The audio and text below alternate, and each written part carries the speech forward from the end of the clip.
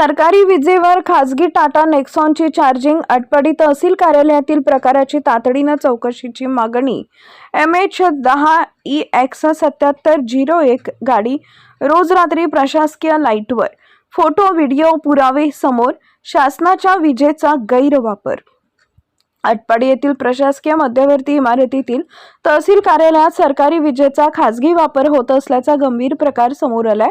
तहसील कार्यालयातीलच काही कर्मचाऱ्यांकडून स्वतःची खासगी इलेक्ट्रिक चारचाकी गाडी प्रशासकीय वीज कनेक्शनवर रोज रात्री चार्जिंगला लावली जात असल्याचं प्रत्यक्ष पाहण्यात आले असून या प्रकाराचे फोटो व व्हिडिओ पुरावे उपलब्ध असल्याची माहिती समोर आली आहे। त्यामुळे या प्रकाराची तातडीने दखल घेण्याची मागणी होती आहे।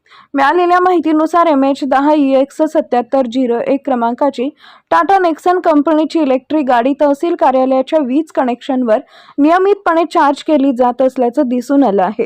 संध्याकाळी कार्यालयीन कामकाज संपल्यानंतर रात्रीच्या वेळी प्रशासकीय लाईट कनेक्शनवर ही गाडी चार्जिंगला लावली जात असल्याचं स्पष्ट दिसून आलंय।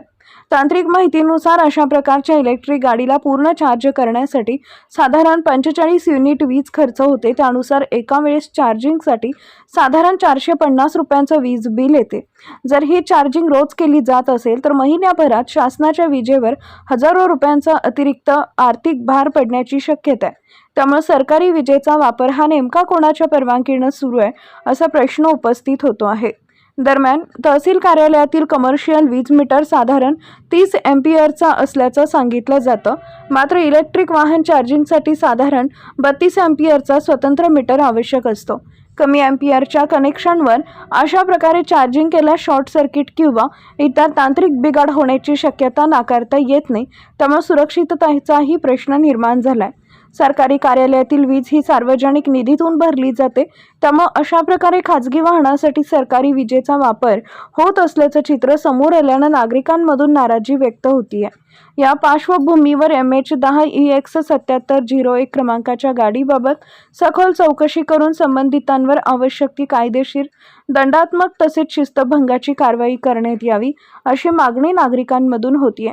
दरम्यान या प्रकरणाकडे आटपाडीच्या तहसीलदार शीतल बंडगर यांनी तातडीने लक्ष देऊन वस्तुस्थिती स्पष्ट करावी आणि सरकारी विजेचा गैरवापर होत असल्यास संबंधितांवर योग्य ती कारवाई करावी अशी अपेक्षा व्यक्त होत आहे।